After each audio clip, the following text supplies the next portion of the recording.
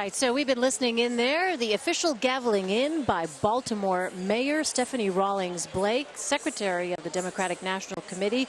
Before that, a rousing performance by Mother Bethel AME Church, a choir there out of Philadelphia, the Battle Hymn of the Republic. And now, Liz Smith, Linda Tran, my panelist here, Anthony Salvanto, away we go on the Democratic side. Let's talk about that moment, Linda, for a moment. The gaveling in there, that could have been a much different dynamic had Debbie Wasserman Schultz still been scheduled to gavel in. Absolutely, you're right. I mean, I think that opening was uplifting. It was motivating. I'm feeling emotional in my chest. That choir was phenomenal. And to have Stephanie Rawlings Blake be the person to step up right then, big, beautiful smile, you know, very official and wonderful. I think that was exactly how Dems hoped that this thing would kick off. Had you had Debbie Wasserman Schultz there, you certainly would have had the risk of having people respond a lot differently.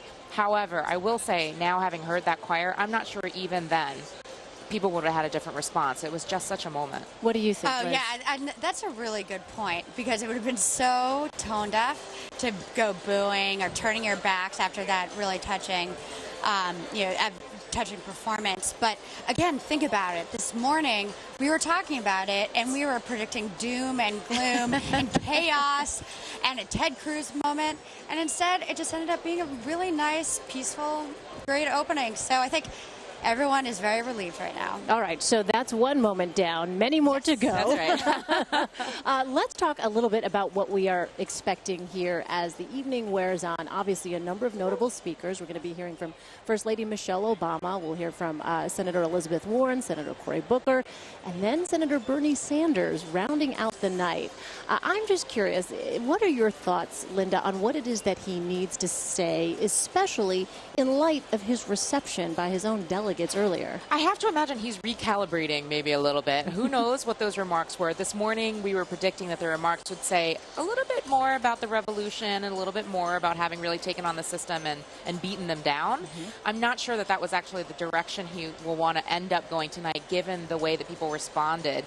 He ultimately wants to end up at the same place as Hillary Clinton. He wants to say, we need to take out Donald Trump, we need to unite behind this ticket, and we need to win in November. The problem is, if you whip people up with, hey, you guys really helped me take on the establishment and take on the system, by the time you get to the, well, okay, now let's all get on board and make nice, it's a little bit harder for people to be on board. And so I think we saw that play out a little bit earlier, and I have to believe that he and his team are taking a fresh look at the comments that he's making with that in consideration. Yeah, and we've seen his team has, told reporters on background that he's planning to make a very forceful case for Hillary Clinton tonight.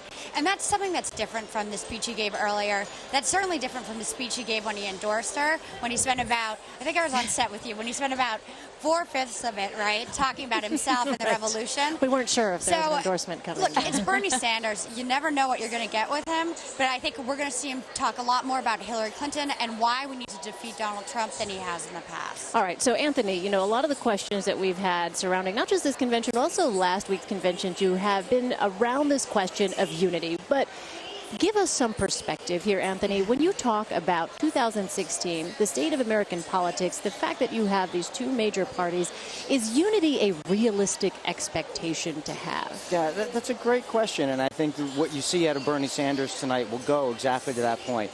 Depending on how you count it, you might imagine there are 30 or 40 million Republicans and 30 or 40 million Democrats out there.